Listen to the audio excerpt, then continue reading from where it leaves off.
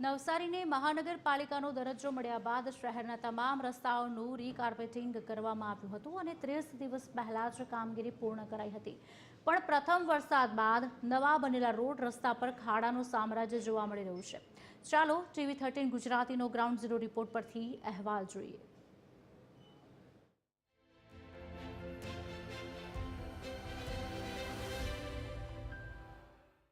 તંત્રના પાપે પ્રજાને પરેશાની।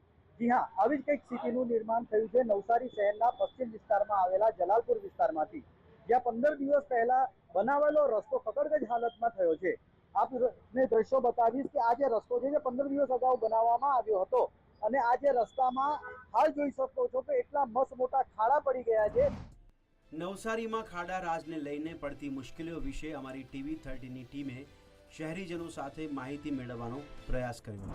કોઈને કોઈ ઇમરજન્સી કેસ આવી ચડે, કોઈ ઇમરજન્સી હોસ્પિટલનો કેસ આવી ચડે તો એને સ્ટેશનની પેલી બાજુ સુવિધા મળે એવી પોઝિશન નથી। અમારે ક્યાં હોડીમાં બેસીને ત્યાં જવાનું, કેવી રીતના જવાનું?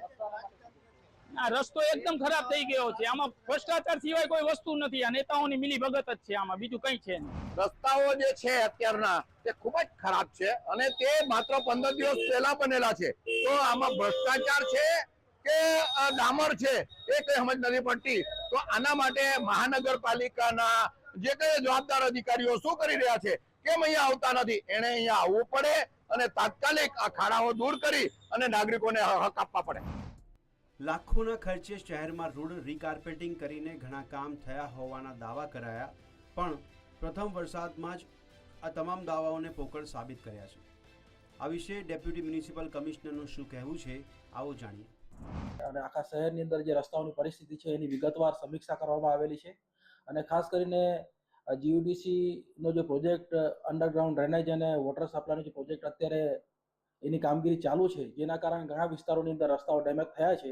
એ રસ્તાઓ માટે એજન્સી અને જે કોન્ટ્રાક્ટરને પણ બોલાવીને કડક સૂચનાઓ આપવામાં આવેલી છે। સ્થાનિકો ભ્રષ્ટાચારના આક્ષેપ કરી રહ્યા છે તો તંત્ર લૂલો બચાવ કરવામાં વ્યસ્ત છે। ત્યારે રસ્તા બનાવનાર કોન્ટ્રાક્ટર સામે કડક કાર્યવાહીની માંગ થઈ રહી છે। હવે આ મામલે તંત્ર શું કાર્યવાહી કરશે તે તો જોવું રહ્યું। પરિમલ મકવાણા, TV13 ગુજરાતી, નવસારી।